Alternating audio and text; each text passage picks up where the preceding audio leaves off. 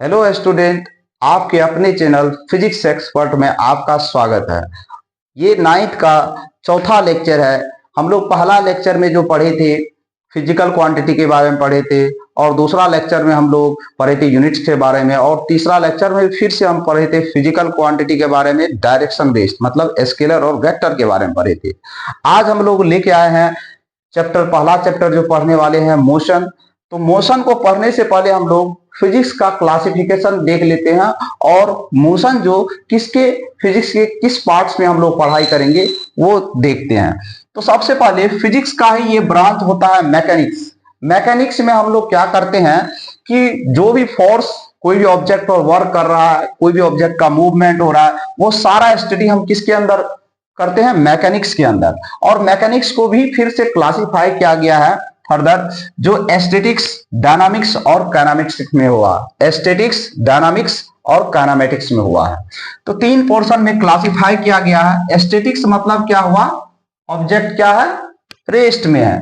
Dynamics मतलब क्या हुआ? ऑब्जेक्ट का मूवमेंट किसके कारण आ रहा है? Due to force. Due to force के कारण यदि ऑब्जेक्ट में मूवमेंट आ रहा है तो उसको हम लोग क्या कहते हैं? डायनामिक्स। ये एस्थेटिक्स का मतलब रेस्ट में है, नेट फोर्स क्या है? जीरो है। काइनेमेटिक्स विदाउट फोर्स के कारण movement, without force.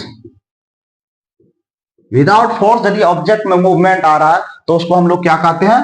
Kinematics. Due to force के कारण ऑब्जेक्ट में मूवमेंट आ रहा है तो उसको हम लोग क्या कहते हैं? डायनामिक्स। फॉर एग्जांपल के लिए एक बस चल रही है तो वो क्या किसके अंतर्गत आ गया? काइनेमेटिक्स के अंदर, क्योंकि उस पर हम लोग एक्सटर्नल फोर्स नहीं लगा रहे हैं जिसके कारण बस चल रही है। हम लोग बाइक चलाते हैं तो एक्सटर्नल फोर्स नहीं लगा, साइकिल चलाते हैं एक्सटर्नल फोर्स नहीं, हम लोग खुद चलते हैं तो एक्सटर्नल फोर्स नहीं लगाते हैं। तो वो हम लोग क्या है? काइनेमेटिक्स के अंतर्गत पढ़ते हैं। और डायनामिक्स, अब डायनामिक्स में जैसे टेबल को हमको पुश करके एक जगह से दूसरी जगह ले जाना है, ठीक है। मानिए किसी को हम फोर्स द्वारा पुश किए तो जिसके कारण ऑब्जेक्ट में मूवमेंट आ गया, तो हम लोग क्या करते हैं? किसके अंतर्गत पढ़ते हैं? डायनामिक्स के अंतर्गत। मतलब फोर्स के कारण यदि ऑब्जेक्ट में मूवमेंट आ रहा है तो वो डायनामिक्स हो जाता है, और विदाउट फोर्स के कारण यदि ऑब्जेक्ट में मूवमेंट आ रहा है तो वो काइनेमेटिक्स आ जाता है। तो आपको जो पढ़ना है क्लास 9th में, चैप्टर पहला क्या है? मोशन है, ठीक है। मोशन, मोशन किसके अंतर्गत आता है? काइनेमेटिक्स के अंतर्गत। क्यों? क्योंकि इसमें जो ऑब्जेक्ट का मोशन हो रहा है वो विदाउट फोर्स के कारण मूवमेंट आ रहा है। कोई ऑब्जेक्ट को अपवर्ड थ्रोन किए, ठीक है, कोई ऑब्जेक्ट को सम हाइट से ड्रॉप किए, कोई ऑब्जेक्ट में मोशन हो रहा है, ये सब किस में आता है? मोशन चैप्टर काइनेमिक्स में, क्योंकि इस पर कोई फोर्स नहीं वर्क कर रहा है। अब हम लोग यदि बात करें तो काइनेमेटिक्स में भी दो चैप्टर आ जाता है। पहला आपका आ जाता है स्ट्रेट लाइन मोशन, जिसको वन डायमेंशन मोशन भी कहा जाता है, 1D लिखा जाता है। और इसी का दूसरा नाम क्या है? Rectilinear motion. रेक्टिलिनियर मोशन का मीनिंग हुआ कि स्ट्रेट लाइन पर ऑब्जेक्ट मोशन। और दूसरा क्या हो जाता है? Projectile motion. क्या हो जाता है? Projectile motion. इसको कहा जाता है two dimensional motion. Projectile motion का मीनिंग क्या होता है कि जब ऑब्जेक्ट टू डायमेंशनल मोशन कर रहा है, जैसे फॉर एग्जांपल के लिए आप मतलब प्लेन यदि टेक ऑफ करता है, लैंड करता है, तो उस केस में जो मोशन होता है वो क्या होता है? प्रोजेक्टाइल, टू डायमेंशन का एग्जांपल। उसी तरह से कोई भी ऑब्जेक्ट को सम एंगल पर हम लोग थ्रोन करते हैं तो वो भी क्या एग्जांपल हो गया? प्रोजेक्टाइल मोशन का। तो आपको तो प्रोजेक्टाइल मोशन पढ़ना नहीं है, पढ़ना क्या है? मोशन इन स्ट्रेट लाइन, या मोशन रेक्टिलिनियर मोशन, या वन डायमेंशनल मोशन। तो आपको जो पहला चैप्टर दिया है 9th का मोशन, तो मोशन के अंतर्गत हम लोग वन डायमेंशनल मोशन पढ़ेंगे, मतलब straight line motion. Two dimension का हम लोग नहीं स्टडी करेंगे, ये हायर क्लास में है। तो हम लोग इसको तो समझ लिए कि काइनेमेटिक्स क्या होता है, क्या पढ़ना है। तो आपको पहला जो टॉपिक है, चैप्टर है, वो क्या है? चैप्टर का यदि हम लोग 9th का चैप्टर का बात करें, 9th का चैप्टर का फर्स्ट चैप्टर क्या है आपका? मोशन है। क्या है? मोशन है। तो मोशन में हम लोग सबसे पहले क्या समझते हैं? मोशन होता है क्या, और रेस्ट क्या होता है। तो मोशन और रेस्ट को समझने से पहले हम लोग ये चीज एक्सप्लेन करते हैं, किसके रेस्पेक्ट में ऑब्जेक्ट रेस्ट में है और किसके रेस्पेक्ट में ऑब्जेक्ट क्या है? मोशन में। क्योंकि कोई भी ऑब्जेक्ट मोशन में है तो इसका मीनिंग है वो किसी के रेस्पेक्ट में ही मोशन कर रहा है, ऐसे नहीं कि मोशन करते। यूनिवर्स में जितना भी पार्टिकल्स है वो हमेशा मूवमेंट करते रहता, मोशन में है। लेकिन यदि हम कोई पर्टिकुलर ऑब्जेक्ट को ये डिसाइड कर दे कि ये ऑब्जेक्ट मोशन में है, तो कैसे कहेंगे कि ऑब्जेक्ट किसके रेस्पेक्ट में मोशन में है? तो हम लोग कोई भी एक रेफरेंस लेते हैं, रेफरेंस को हम लोग कहते हैं फिजिक्स के लैंग्वेज में ऑब्जर्वर।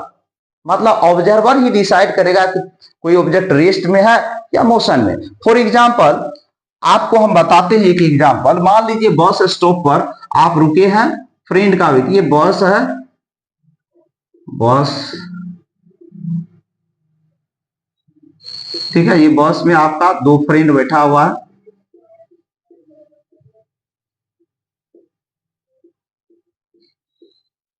ठीक है, ये दो बस में आपका फ्रेंड है और ये बस स्टॉप है। ये क्या है? बस स्टॉप, जहां पर एक आदमी आप दोनों का वेट कर रहा है। देखिए, अब जब देखिए मोशन को आप लोग विदाउट यदि ऐसे नॉर्मली डिफाइन करेंगे तो दिखाई देगा कि एक ऑब्जेक्ट क्या है, मोशन में है, दूसरा ऑब्जेक्ट रेस्ट में है। एक ही ऑब्जेक्ट पर क्या दिखाई देगा, वो रेस्ट में भी है और मोशन में। फॉर एग्जाम्पल ये ऑब्जर्व मान लेते हैं, ये कोई क्या है, ऑब्जेक्ट है, मतलब आदमी है, ऑब्जेक्ट है, और क्या ये ऑब्जर्वर नंबर 1 है, ये ऑब्जर्वर नंबर 2 है। जो ऑब्जर्व, जिसको हम लोग बोले रेफरेंस, फ्रेम ऑफ रेफरेंस। तो मान लीजिए इसके ऑब्जर्वर 1 के रेस्पेक्ट में इसमें जो उसका दोस्त बैठा हुआ है वो क्या है, रेस्ट में है, इसके रेस्पेक्ट में। बट यदि ऑब्जर्वर 2 देख रहा है तो वो क्या देख रहा है, बस तो जा रही है, मतलब आदमी भी चल रहा है भाई। एक ही, मतलब यदि एक ही ऑब्जेक्ट का स्टडी दो पर्सन किया तो क्या देखने में मिला कि एक बार वो क्या दिखाई दिया कि रेस्ट में है, दूसरे बार क्या दिया, मोशन में। ये पॉसिबल है कि एक ही आदमी रेस्ट में भी हो मोशन में भी हो? ये पॉसिबल नहीं हो सकता। तो इसके लिए सबसे बड़ा न्यूटन जी का योगदान है। न्यूटन जी क्या बोले, ऐसा पॉसिबल नहीं हो सकता, तो इसके लिए हम लोग फ्रेम ऑफ रेफरेंस को डिफाइन कर देते हैं। मतलब ऑब्जर्वर क्या हुआ, फ्रेम ऑफ रेफरेंस।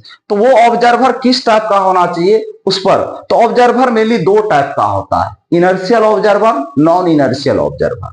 तो न्यूटन जी बताए कि वही ऑब्जर्वर बेस्ट ऑब्जर्वर माना जाएगा जो क्या है, इनर्शियल ऑब्जर्वर नहीं है। मतलब इनर्शियल ऑब्जर्वर है उसी को हम लोग क्या कंसिडर करते हैं, बेस्ट, क्योंकि न्यूटन्स लॉ जितना भी है एप्लीकेबल सिर्फ इनर्शियल फ्रेम ऑफ रेफरेंस के लिए होता है।